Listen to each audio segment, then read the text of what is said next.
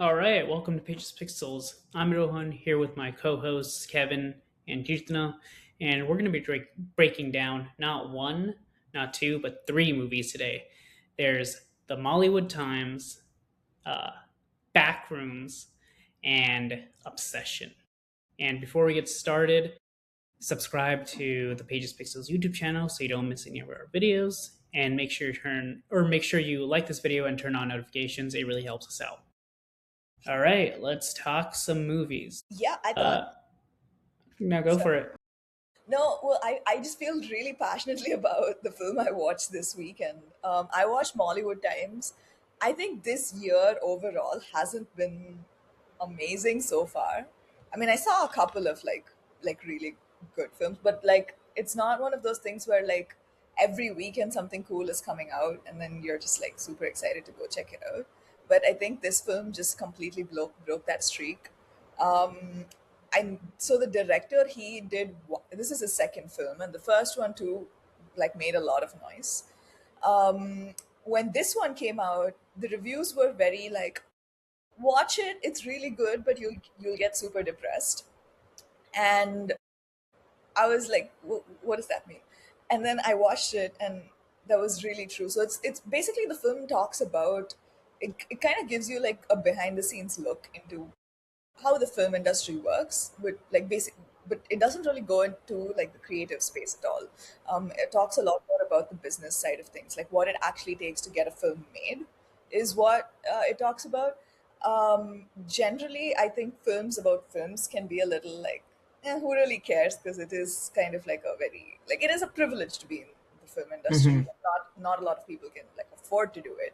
So so it's usually hard to, I think, build sympathy with characters who are going through those struggles. But this film, oh my god, like it was a 3 hour long film. It kept me hooked throughout. There was never a moment where I was like, well, I get the point, can we move on?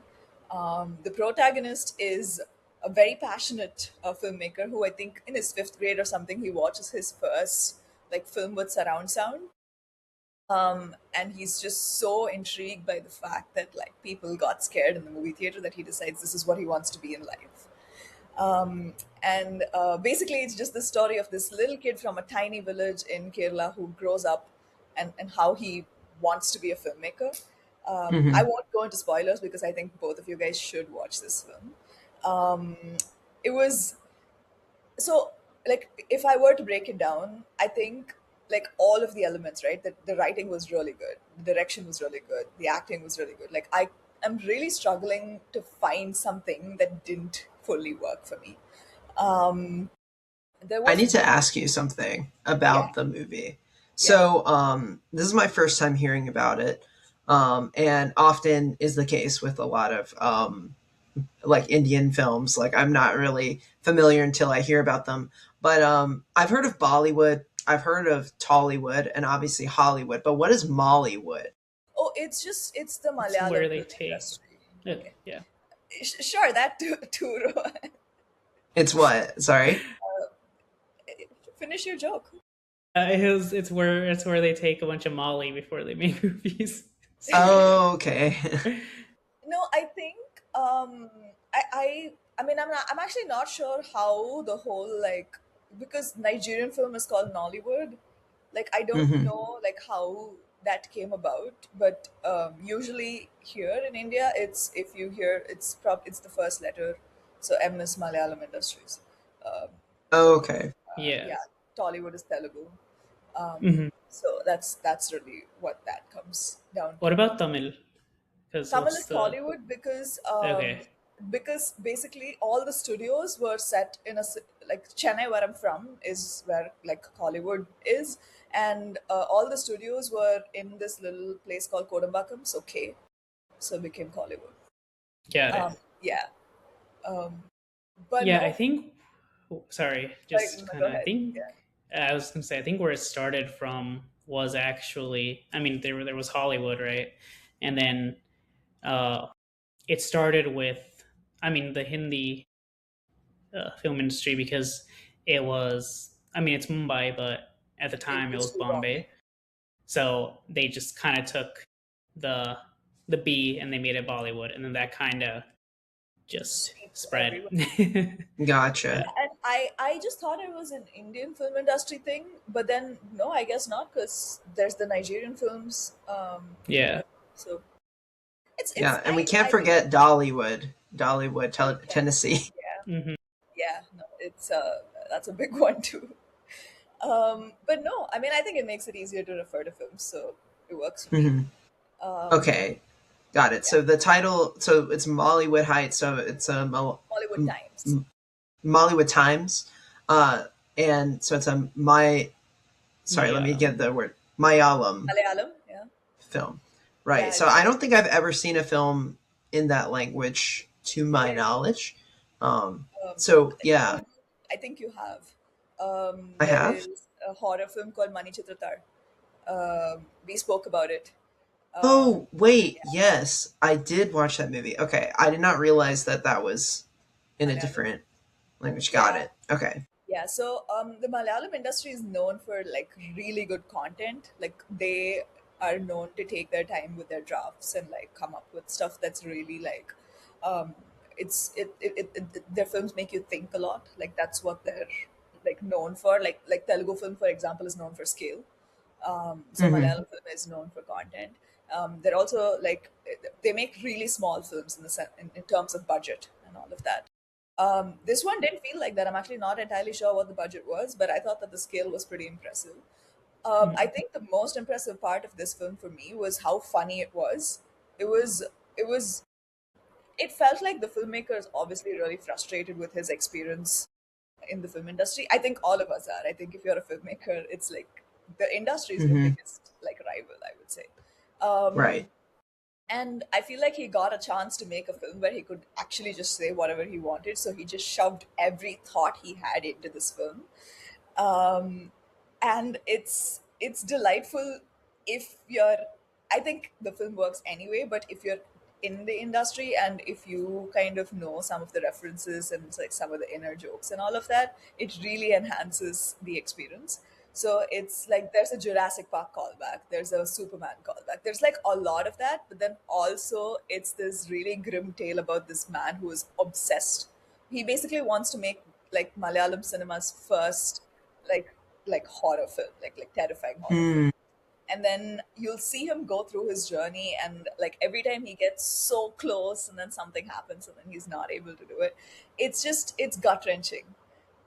The protagonist has a massive god complex, which I think is all too familiar for anybody who's worked here, because I think we've all worked with people who feel that way about themselves. And I'm not talking Hmm. about like, hey, I'm going to make a film. His thing is like, I'm going to make the greatest film of all time. And I thought that the writers made this very interesting choice of having this character be extremely self-deprecating. um, so it's like they have a voiceover throughout the film, and it's like to the world outside, he's an absolute asshole. But when you hear his inner monologue, he's such a loser. It's it's just really, really, really well done. Yeah, I mean, I thought it was really smart. The only thing that I kind of wasn't a fan of was this is not even a craft thing, it's an opinion thing. In the film they talk about reservations, and they made certain commentary on it, which I was not a fan of. When I talk about reservations, it's how you know how we used to have DEI in the US before Trump came and fucked it up. But basically, it's the same thing here, where like a certain number of there's a certain section of government jobs, whatever, like seats in colleges that are reserved for a certain section, and it's done based on caste. And there's a lot of opposition to it. Clearly, the director felt the same. Like, I don't think he was a fan of the reservation system, and I think that's a very. I just don't agree with that personally. So, other than that, like my letterbox rating is 3.5 only because of that. I think otherwise it would have. I would have. I was considering giving it a 5. So yeah, um, it was a it was a it was a very mixed weekend for me, because I watched the film and it was amazing, and then it made me so depressed. I was like, what is the point of being a writer anymore? Like, why should I do this? um, and when you guys watch it, like there's especially this one scene where his film is like pretty much done. It's about to go into the theaters. This is not a spoiler. and he has a conversation with his producer like right before it hits the screens, and that is one of the most depressing conversations I have ever heard in my life. And I was just like, if I feel like if I were to have that conversation with my producer, I would just quit. I would just walk out. Like it was, yeah. But you guys should definitely watch it. So let me ask you this: there's been other movies and even shows about about movies, right? There's recently we had Bastards of Bollywood or Bads of Bollywood, however you want to say it. We had Superboys of Maligaon. Uh, of course, there's Shanti Om, Luck by Yeah. Chance. How would you say this compares to kind of those movies? So I think when it's when you talk about like bads of Bollywood and all of that, or I haven't watched Super Boys of Maligaon, Superboys of Maligaon, Super yeah, Boys of Maligaon, but I think, fantastic. yeah, but it's about making the film, right? Like it's about them figuring out like the like how do you use a camera and all of that. Is that accurate? Yes, it is, but then there's also it's very much in the independent. They're not dealing with the studios; they're kind of creating their own studio. But then they also get into the bit of the politics of it, like how does money corrupt? Because you have kind of local, like a local cigarette company is like, hey, put an ad Yeah, in the middle of the movie and we'll give you this much money. yeah. So it's like how that starts corrupting the creative vision. Stuff like when they do try to go to Mumbai and get a big studio picture made, um, it's like, well, the people there aren't interested in the stories of this small village, stuff like that, but also the power of film for the community. So Yeah, I think when you look at films like that or Bads of Bollywood, it's a lot less about. I think it's a people story. You care about this group of people who are doing these things. I think Bads of Bollywood was a love story before it was anything else. it was also very silly, like over the Sure, top yeah, and they silly. Yeah. don't take themselves seriously. This film doesn't take the protagonist. You're meant to laugh at him for sure. Okay. I think where it's different is we really first off we just don't go into the craft of it at all. Like there's no like I think the actual time they spend on set is like very minimal in the entire film.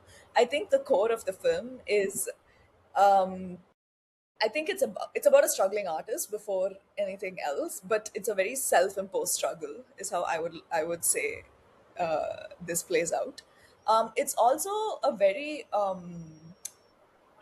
it's a very it's a I would say it's a very raw take on like how things work. I think Bads of Bollywood tried to be honest, but it did it just through straight up comedy where like none of the reality checks come when there are real stakes involved, I would say. Here it's the exact opposite. It's like every time there is a reality check, which is kind of what the film wants to do. It wants to tell like the regular person on the street like what it's like to actually be a part of this machine. um, it makes sure that when it gives you those reality checks, they happen when there are actual stakes involved.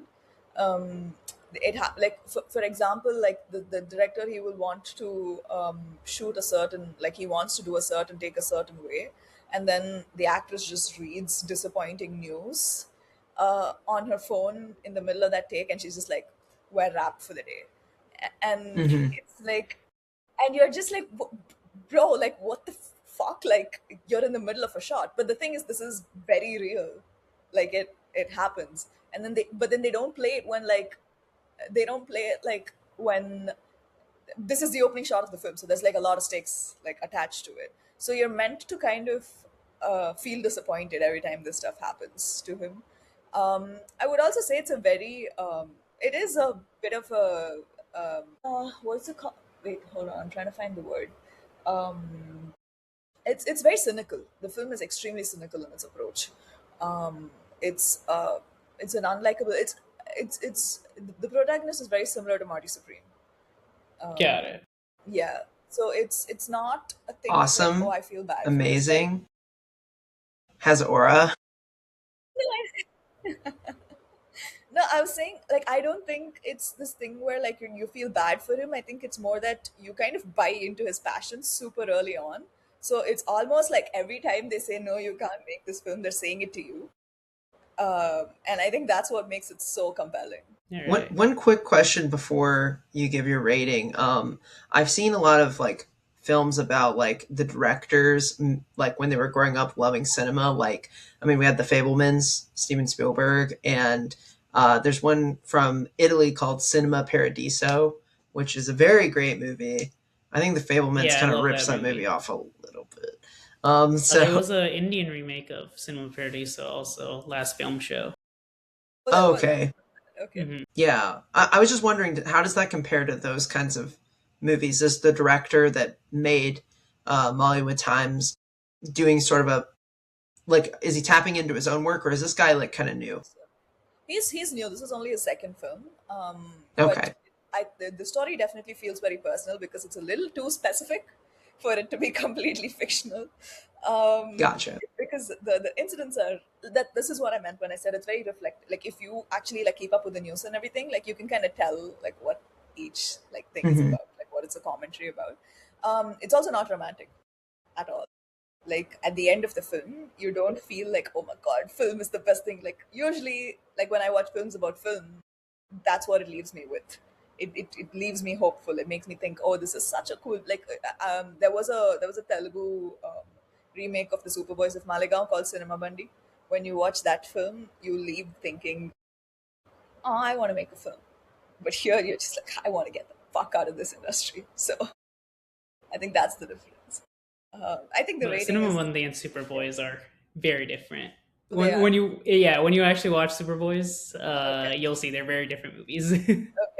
But it was, I think, inspired on some. I think I remember seeing like some interview or something saying. Superboys of Monaco came out. It came out later, but it is based Okay. off a true story.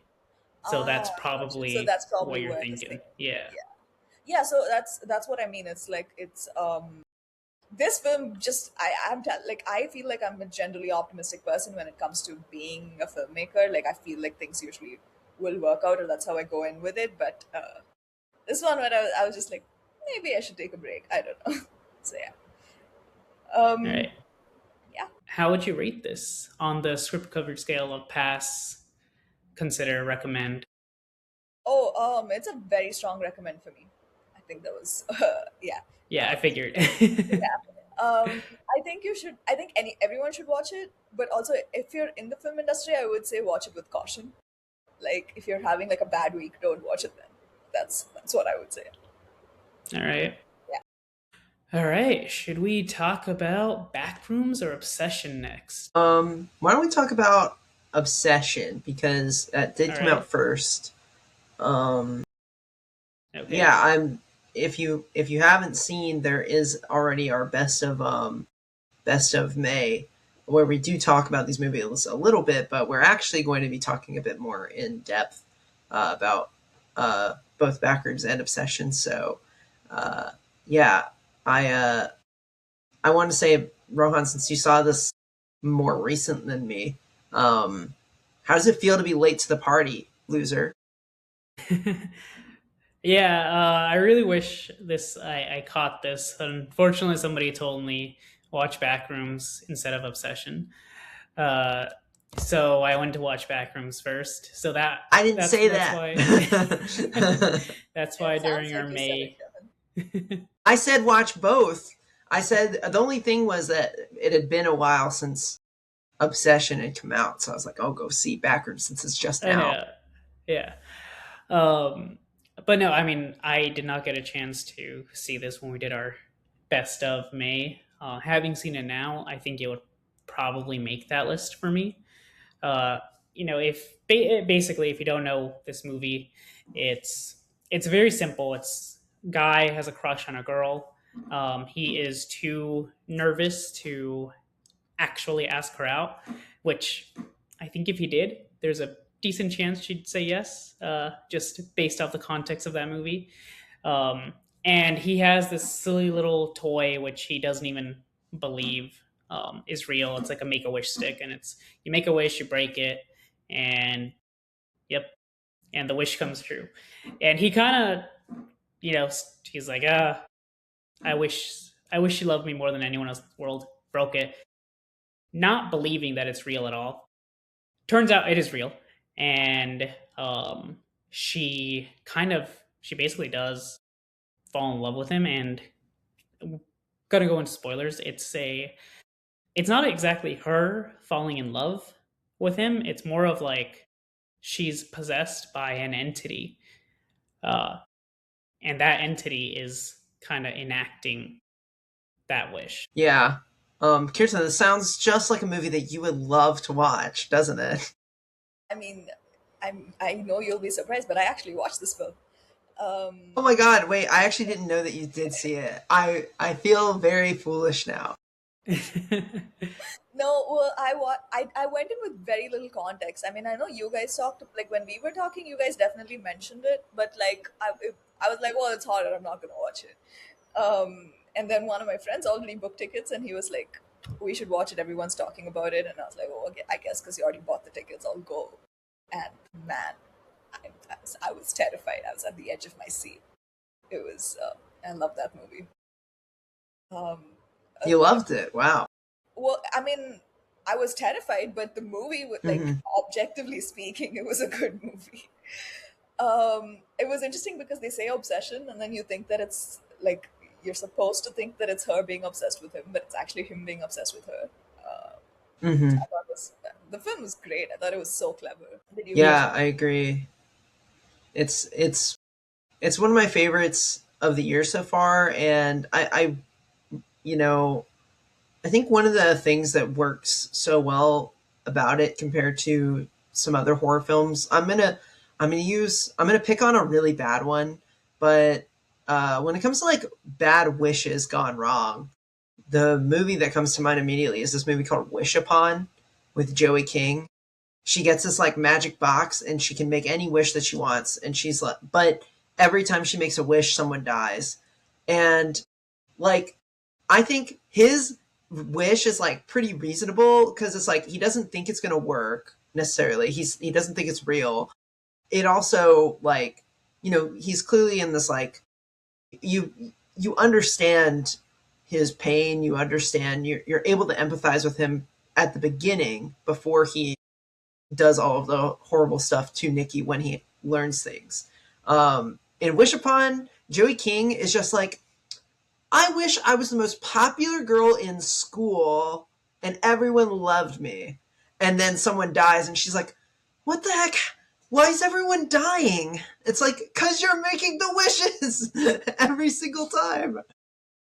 Sorry, I just had to rant about that movie. it? No, no. But It yeah. sounds frustrating. Yeah. Yeah. No, go ahead. All right. So I think I feel like I've seen this concept before where it's like, oh, it's be careful what you wish for in terms of the, oh, I wish this person I had a crush on liked me. It feels like there's probably like a Fairly Odd Parents episode about this. Hmm. I don't know that for a fact. I just feel like it Yeah. probably There's a does Rick and exist. Morty episode about this. There Okay, is. yeah. That's right. Yep. Hmm. Except, yeah. So I think I think this movie brings up two interesting things, kind of what you said, Kirtana. Because if you watch this movie and you ask yourself who is the villain, I would say that is Bear. I think that's Hmm. the main character, right? Because you just see him, and he's even somewhat called out by his friend, where his friend's like, "Dude, it feels like you're taking advantage of her going through this emotional crisis," and he's denying it at first, and I think even he's a little bit like, did the wish work, did it not? And then he gets confirmation, and he still continues going along with it. So Hmm. it's him making the unethical decisions, but then it also explores the fact that it's by saying it's not really her, it's an entity that is possessing her body essentially. It's also kind of saying that, like, okay, if you wish for somebody to love you, who doesn't actually love you, you are kind of fundamentally changing who they are as a Yes. person. And in which case, Yeah. it's no longer that person is no longer The person the that you want. individual that, yeah, that you were in love with. And for Bear to keep being okay with that. Kind of also, it's like, was he actually in love with who she was, or is it more like, he's lonely, she's very attractive, and he kind of just, yeah.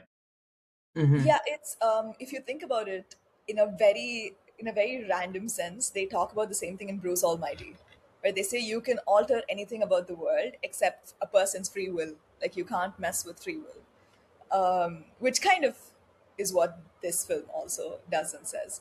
Hmm. Uh, the number of times I thought, dude, just fucking leave. Like, she put duct tape on your door. Like, Yeah.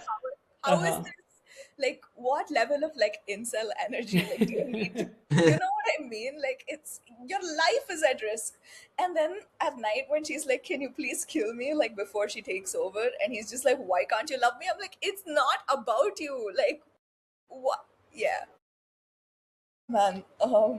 Yeah, it was a very intense experience for me, for sure. I wonder how scary this movie would have stayed if it did not follow Bear's POV and it actually was from her POV instead. I've been thinking about that for a while because, um, like, then you almost get to see Bear as like you almost get less of Bear's empathetic side and more like of Nikki and like what her life was like, and then obviously she's still going to become a different person, right? Um, but then you get to see, okay, what is she doing without him there? And I almost kind of I feel like that might have been one thing that maybe the movie wasn't missing, but like if there was anything like on the cutting room floor, I would have liked to see what she did when he was gone because she does so much to the house when she's gone and she moves so different when he's not looking. Like Hmm. she's like that. Like it's just creepy. Uh she's freaky, like freaky Nikki. She Sorry. was the actress was so good. Yeah, Indy Navarrete, Yeah. Yeah, I I think. believe. Yeah, thank you for saying the name. I was not sure if I was gonna get it right. So They did, the Indian censor board did cut out. Is there an entity in your room, Rohan? No. maybe. No, but What did they cut out? they cut out, I guess, some of the violence. They're okay with Dhurandhar, but this is okay. Anyway, no, the part where she like crashes in through the window, they cut out a little bit of. Mm, They cut something out there. I don't know what exactly because I didn't get to watch the full version, but for once, I'm just not complaining at all about the censor board. I'm totally fine with them cutting out some of the gore. There was also some nudity, which I'm sure they cut out because that's always cut out in Yeah, India. yeah. The, the mhm. the sex scene was there, but it was short. So Yeah, Gotcha. sex scene was pretty short in this okay, in the standard version, but there is another scene where there is full frontal female oh yeah, nudity. that did Yeah. not. Yeah, that didn't make it here. Yeah. Um. Sorry. You mentioned the kill.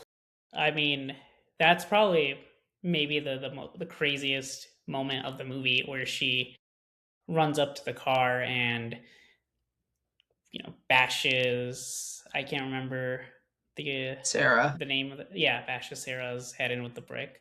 That was insanely violent, insanely gory.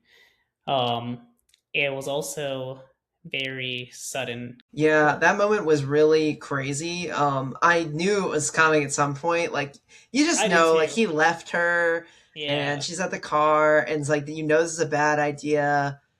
Bear just continues to make decisions that hurt other women, knowing consciously knowing bad things could happen. Like if I were in his shoes, I would be like, I'm not going anywhere. She's going to kill Sarah. Like I would immediately think like that would happen, and Hmm. it happens. Ian, however, the other friend, like he has only himself to blame. He literally just it's his own fault. Yeah. I still remembered like the dude's face when when the $1 billion like start falling. Yeah. Yeah. I mean, I will say I feel like that is a better wish because Yeah, it um is. yeah, well, you're not necessarily hurting anybody. That's probably one of the most ethical $1 billion you can make, just Hmm. wishing for it as opposed Yeah. to exploiting exploiting others. It's also in terms of in this moment, it has a very clear definition, where it's I just want $1 billion, and you're getting $1 billion, no more, no less. Granted, it's all cash, so then you got to figure out, okay, how am I gonna Yeah. manage this? But uh, yeah, but you're not gonna have some weird entity haunting you. Yeah. Um, yeah. I just when he knocked on the door, I was just like, "Leave, man! You have $1 billion. Like, don't do this." Yeah, I will say I think one of my issues with this movie is kind of after that moment, because Bear acted like there's nothing that they can do because that wish stick is gone. But now that I mean, Ian, I believe the friend also believes him, and they have a ton of money. I just feel like they could have taken like $1,000 and went to somebody and be like, "Hey, man, say these words and then break this Yeah. stick, and then we'll give you $1,000." And I'm sure some random guy off the street would be like, "Okay," and do it, and problem solved, right? Yeah. Um, I feel like that was kind of my issue, where it's like there was moments where the problem could have been solved, and I feel like Yeah. for almost for plot reasons it wasn't. Well, the Yeah. way. Sorry, go ahead, Kevin. Well, the only thing I was I would not want to see that happen because that would be, I mean, that would resolve the film. Obviously, you need it Yeah, to yeah. end in a bad note. But what I don't get is like, oh, he only knows three people, so he comes to I know. her, the most unreliable person ever, to make the wish. Obviously, he's desperate. Exactly. Like, I don't know. I think yeah, he could have tried that, but I feel like maybe the better solution is like he just doesn't get there in time, and Nikki comes there rather Yeah. than staying put and then him coming. But yeah, then you don't get that crazy reveal of what she does with the body and everything. What did you think of the ending? Sorry. Before we move to that, I wanted to say that I think that the reason Bear didn't do it is because I just don't think he's the smartest tool in the box. No. I don't even think he Yeah. was thinking Probably. about that stuff. He was just like, "Well, now Nikki loves me, so I'm just not gonna." I think that's where his head Hmm. was. Uh, but yes, Yeah, I the ending. I agree. thought I would have been very upset if she had been killed. Hmm. Yeah. She either needed to be, I mean, she needed to either die while possessed so that way she was out of her misery, or she needed to live. And I do think that ultimately the better outcome happened. Bear Is obviously it? deserves some just desserts. I mean, no, I mean, no one should have died, but it's all well, I'm not like talking about that, but it's like, well, what do you think is going to happen to her? She's probably going to. The police are probably going to assume she murdered him, and she's going to be in jail for the rest of her life. maybe we'll see in the sequel what happened. Maybe she'll make a wish with the others, like stick, and be like, "Well, I want all my crimes to be gone" or something. I wish But she everyone can't. were She already. alive. She did. Oh yeah, she already did Yeah. it. Although maybe she's probably smart enough to just like Yeah. go to somebody else and be like, she's like, okay, I know Ian has $1 billion, so I'll just take some. Oh, maybe yeah, hire a good lawyer with the money. Yeah. No, but I like I said, I would have been very upset if it had ended with if it had ended with her dying. Yeah, I feel like that wasn't a possibility because it specifically said the wish would only be broken if he died. Oh. Um, Well, do you think so if he had actually killed her, she would come back like a zombie or something? I feel like, yeah, Yeah. Mm. I honestly expected that to Oh, happen. really? Yeah. It's actually not a bad beat at all. Mhm. All right. All right. Any final thoughts before we score this? They should have played that song that's called Obsession. I won't sing it for copyright reasons, but I'm sure you both know what I'm talking about. uh, I do not actually, but but I'll listen Well, to it later. Also, like that. you are an obsession. You're my obsession. Da, da, da, Okay. da, da, da, da. Please don't hit us. Please. We're so small. No, All right. you didn't touch 10 seconds. You're okay. Okay, good, good, good. Yeah. Um, but yeah, how would you guys rate this movie? I sorry. I guess I'll go first. Recommend, very easy. Recommend, late to the party on this, but still a packed theater, so that was fun. Yeah. Yeah, I also went to a very packed theater, and I would say recommend too. It's a good film. Nice. Yeah. We've got a triple recommend, so that's good. Nice. I wonder when the last time that happened was. Uh, Mm, Feels like it's probably been the a best while. picture movie. I don't Yeah. remember. yeah. All right. Finally, we uh time to go from one Film. YouTuber horror movie to another Yeah. YouTuber horror movie with the Backrooms. Uh, so, Kevin, I'm going to let you kind of introduce the Backrooms a little bit because I know you've Sure. seen the YouTube show or series. Yeah. So I mean, the Backrooms began as a uh, internet creepy pasta type thing where it was just one image posted on a messaging board that had like a weird creepy background, like it looks like this liminal empty hallway. And then Kane Parsons or Kane Pixels created a YouTube series based on it using just Blender animation in order to create a 3D environment for someone to walk through.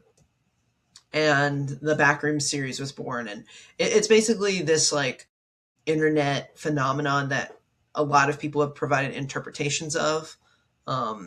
There's different, like, some people have like, oh, there's different levels to the Backrooms where there's certain rules and creatures and locations, but the Backrooms film that was released this year mostly just follows the like Kane Parsons' idea of what the Backrooms is and what it means to him. So yeah, I was really excited for this movie, and it did not disappoint me. I think for some that may not be the case, but I really loved it. I thought that I wanted to come in with an atmospheric approach. I didn't want to see this movie for characters. Like Clark and Mary are the lead characters, and I will say that Ejiofor and Ryan Swan are really good actors. But I didn't come for them. I came for the environments. I came for the horror, the weird vibes, and those expectations were met. So, uh, yeah, like I really loved it, and I can't wait to talk about it more. Mm-hmm. Kirtana, have you seen the Backrooms? Watch the film, but I am aware of the lore. Um, Okay. I Should we do spoilers or no no, no, go for it. spoilers? Or It's a horror film. It's very unlikely that I'm gonna go find it to watch it. So, all That's right. okay. Just don't like lean back too far because I think you might. There's like a little okay, shimmer behind you, and I kind of see that's how like you you enter could the just Backrooms. Yeah, yeah. you So just it's kind of like go through a through the wall. wall. That's not. Oh my god. Okay, fine. Yeah, I actually Did want to not talk know about that. that. Yeah, let's talk about it. It's great So information to have as I lean on a wall. Go. just don't lean too far in. Then you're cooked. God. Okay, but go on. So I actually think that the way that they discover the backrooms is pretty clever. In the YouTube series, it's called like no clipping, where you could just be walking and you'll just poof like into the back rooms. And I think that this can still happen in theory, but I don't know exactly how.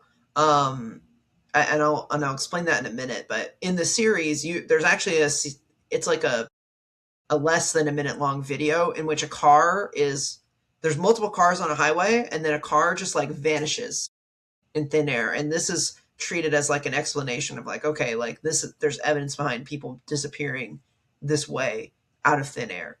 um in the Backrooms movie, they kind of have an explicit way of how he finds the Backrooms in this power control where he flips a switch and then the lights go off and he can see this like tiny gap in the wall Hmm. where he's able to put his hand through and go in. And in Mary's case, she literally she sees the evidence of where he went through the wall, and then a fly is like buzzing against the wall where he had outlined it with tape and goes in. And I thought that both ways of how they actually entered the back rooms was really clever. Yeah. So I do think so. I have a little bit of an issue with these. I think both scenes in standalone are actually really really well done, but I think at a certain point when they had the Mary scene when she was discovering it, if for me it felt very drawn out, and the fly going through the wall is cool, and for her it's something completely like, oh my god, what is happening?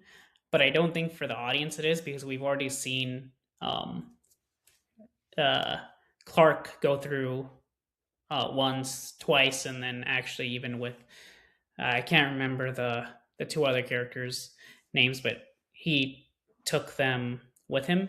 So I think by the time we got to Mary discovering that, even though it was a really cool way to show it, for me, I was just like mentally, I was like, all right, let's just speed it up. Let's get her in there. We've already, it's no longer like new for me. So I feel like I don't know. I feel like he should have, because Clark kind of fell through in the first one versus Mary. She noticed things and the fly. I almost wish it was a little bit flipped, where the Clark scene was a little bit more drawn out, and then Mary is kind of just exploring, and she accidentally falls through, and that way that second beat is a bit quicker with Mary.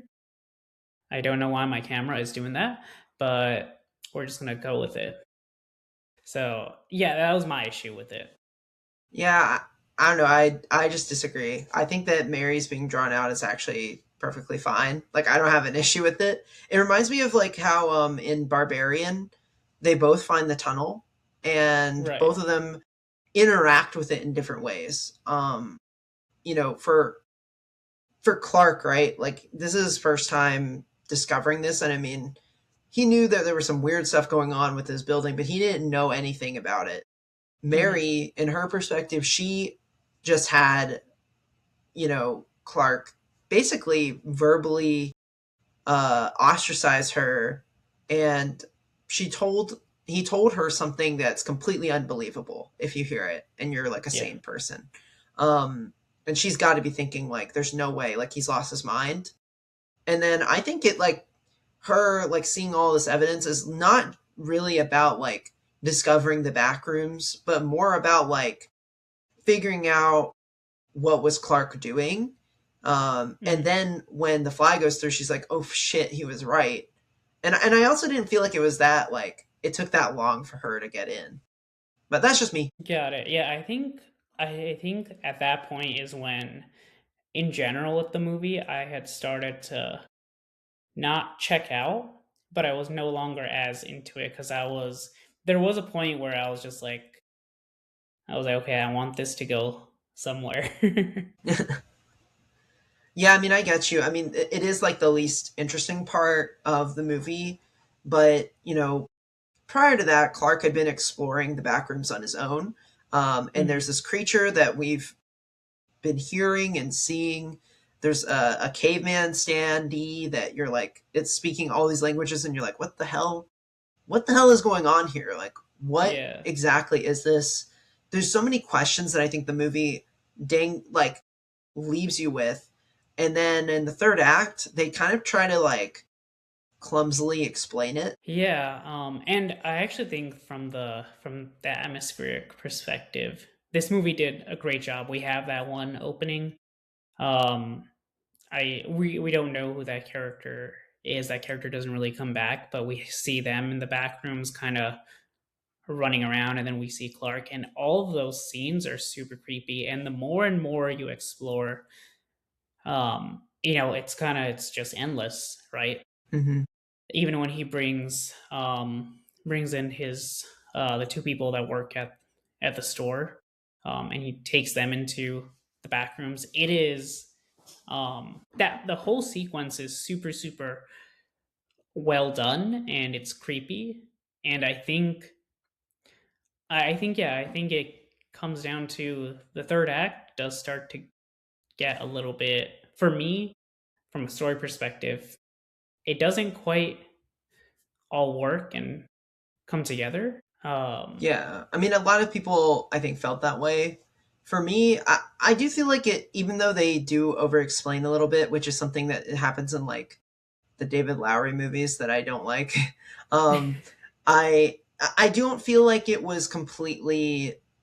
completely turned me off of the movie because I think there's still a lot of stuff to analyze. I mean, I've seen so many different takes on these still life creatures. And character that this is another spoiler thing, but there's basically these people in the back rooms that look like people, but they're not really people. They're actually made of like old mattress, and you can eat them for some Yeah. reason. And What is that they have like sentence, Kevin? it's a sentence no one said before. I know. What the hell? Okay. Yeah, And it's they're like like a warped memories of other mhm. people, but Yeah.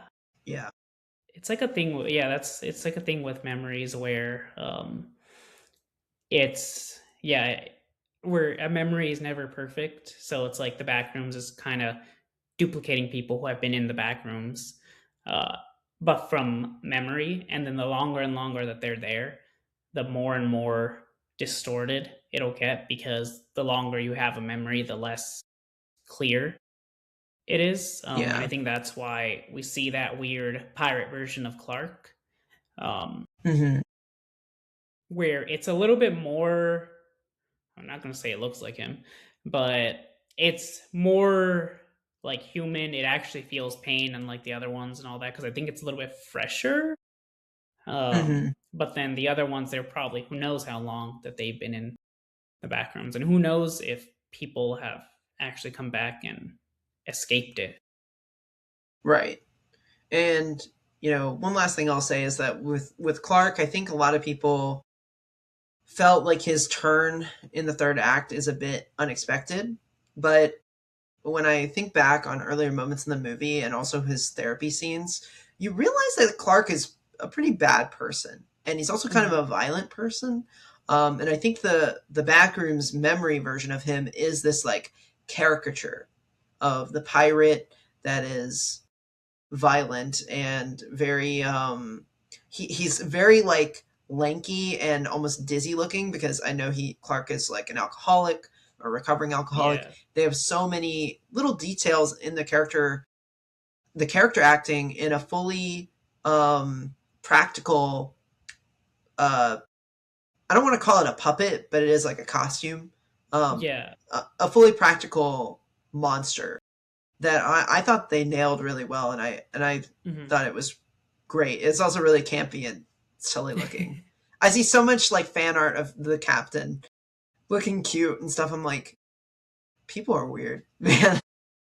They, I mean, they are. They were. I mean, there's Yowie of Grace and Rocky, right? So I'm not I'm not putting any I'm not putting it past anyone for anything at this point.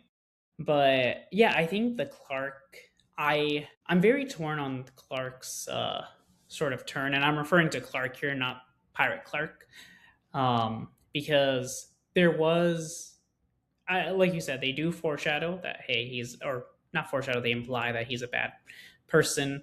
I think it's even very much implied that he's potentially an abusive husband, Hmm. uh, maybe if not physically, at least verbally and emotionally.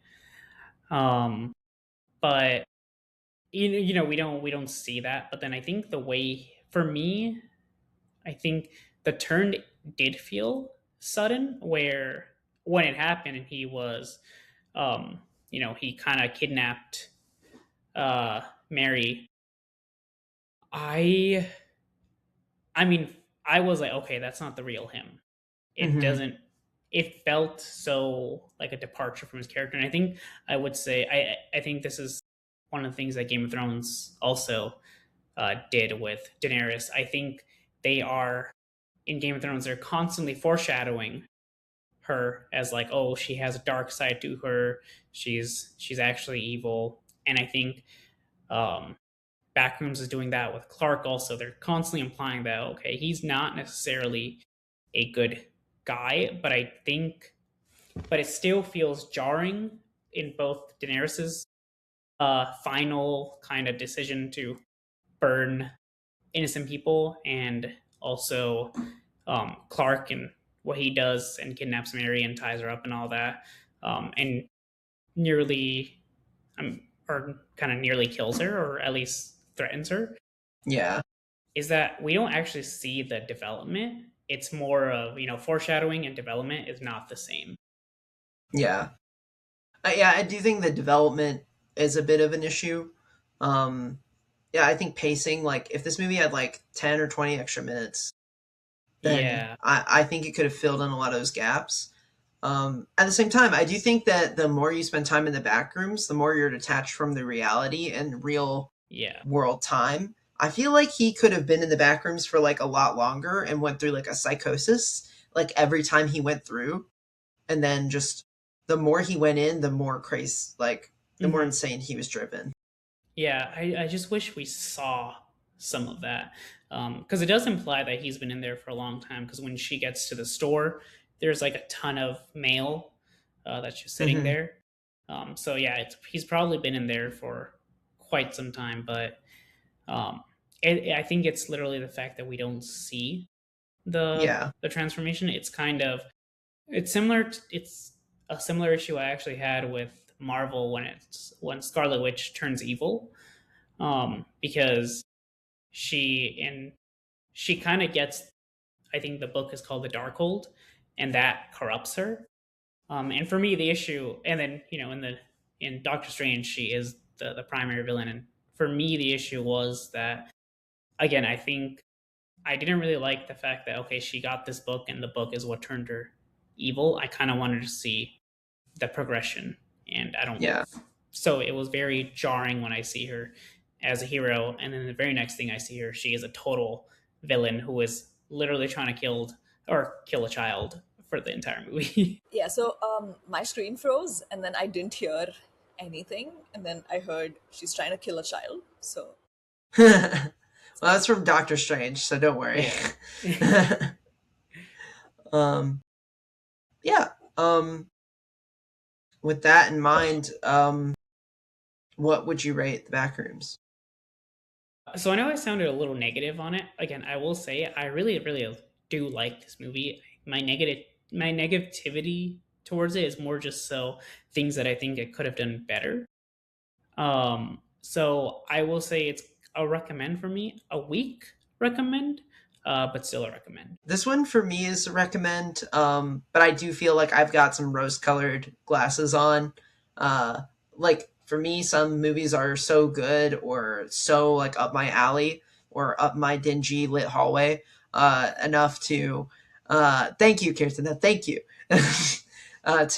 to ignore some of the faults, and I feel like I can at least, and maybe that's the same thing with the backrooms, right? With Clark, like he knows it's hell in there, but there's free furniture, and it feels good to be there. So you Mhm. know that's my take. I will say if one consensus that I'm seeing is people who have seen some of the web series uh, are enjoying the movie a little bit more than the people who haven't seen it. So I think so. I think it's a part of the. I think the appeal there is community, or like Hmm. just the fact that you've been a part of this world for a little longer. Um, yeah. Yeah. yeah. Now we need to be the next three big YouTubers to make a, Make a a Yeah. better. successful movie. Oh, Rohan. This is just. Yeah, I don't know. I don't know if it's Nikki doing this or if it's the pirate Actually in the Clark back. from Backrooms. Yeah. It's actually the cameraman from Mollywood. Well, with that, thank you so much for watching this week's episode of Pages to Pixels. I'm Kevin, and that's Kirtan and Rohan. And stay tuned next week for another episode. Thank you. Thank you. Thank you.